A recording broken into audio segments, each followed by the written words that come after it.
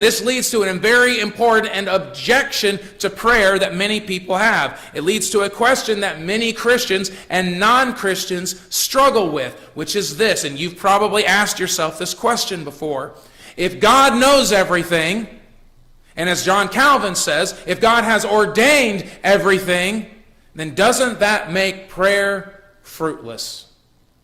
If God already knows what's going to happen, and in fact, God has ordained for everything to happen by His own sovereign will, then why even pray to God? God knows what we're going to pray before we pray it, so why pray? This is a common objection that has been lifted many times. I saw a couple of weeks ago on Facebook, in fact, an unbeliever making a meme about this, saying, prayer, when God already knows what you want, and He just wants to hear you beg. And if this understanding, though, this objection comes from a misunderstanding of what prayer is. Even though prayer is appealing to the King, even though prayer is entering into this upper sanctuary, prayer is not what we seem to associate it with many times, which we tend to think of prayer like a child writing a letter to Santa Claus.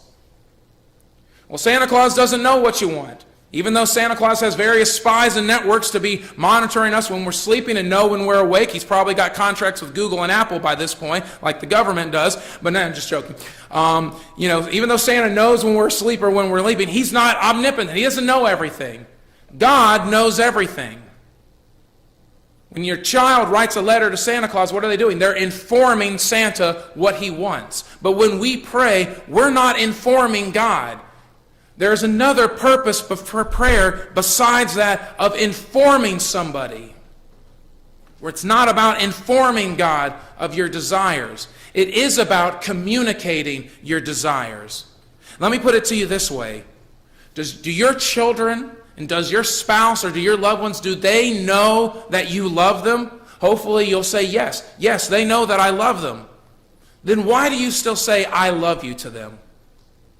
Why do you still feel the need to communicate, to verbalize that you love them? May I suggest to you that the reason why we feel the need to say, I love you, and we love to hear, I love you from those whom we know love us, that the reason why we need that is a part of our existence, it's also connected with prayer.